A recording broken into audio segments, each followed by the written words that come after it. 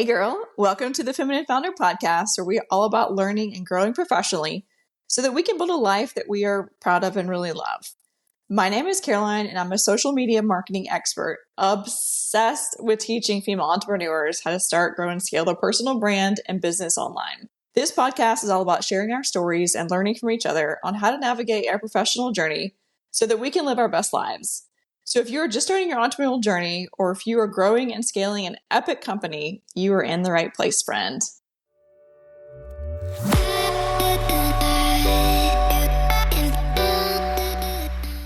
All right. I put it out there to the internet and you guys responded. You guys had some great things to say that you want me to pop off about for my Sassy solos.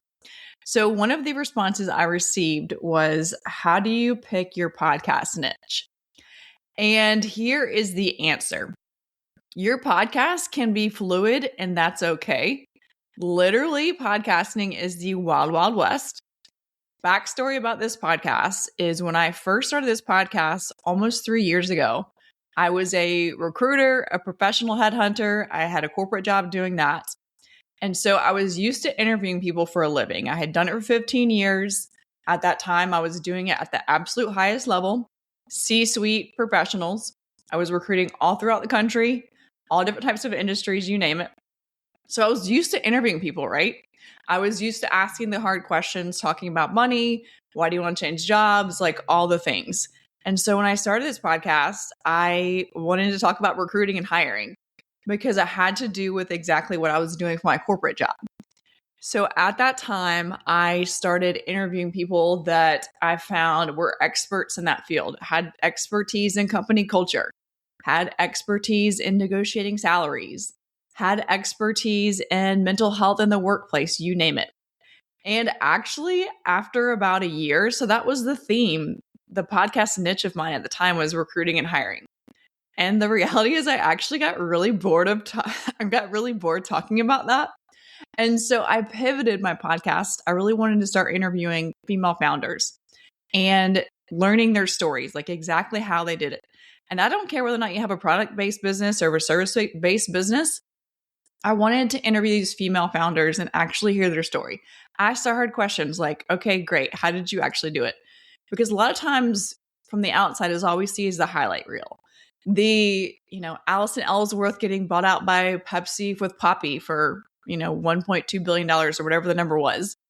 But really, she started that business in her kitchen, like selling Poppy at farmers markets.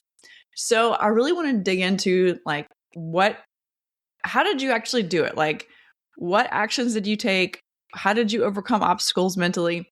I've literally done the exact same thing too with creating ChilledVino, with creating this podcast. I literally had no clue how to create a product. I had no clue how to start a podcast, you guys. I just started doing it. And even if it was tiny action, I would take every single day. So if you have it on your heart that you want to start a podcast, do it. Having and starting and hosting a podcast has been one of the absolute best things that I have done. And I'm here to encourage you to do it too.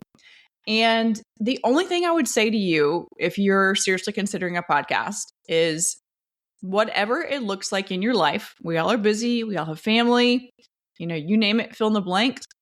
If you decide to start a podcast, start a cadence that works for you in your life. Don't feel pressured to do episodes every day or twice a week or once a week even. If once a month or once every 2 weeks works for you, then start that way. And you can always build and increase your frequency or scale it back. Little insight for me here. I started this podcast doing 1 interview a week. Then I went to 2. I was doing 1 interview, actually interviewing someone else. And then I was doing a Thursday interview solo. And that honestly got to be way too much for me. It overwhelmed me. I couldn't keep up with the cadence of it. So now I just do weekly podcast interviews every Tuesday. So if you're going to start a podcast, even if whatever niche it is, you don't have to stay in that niche. At the end of the day, it's your show. Your name is on it. And so you can do whatever you want. Thanks for listening. Don't forget to subscribe and share.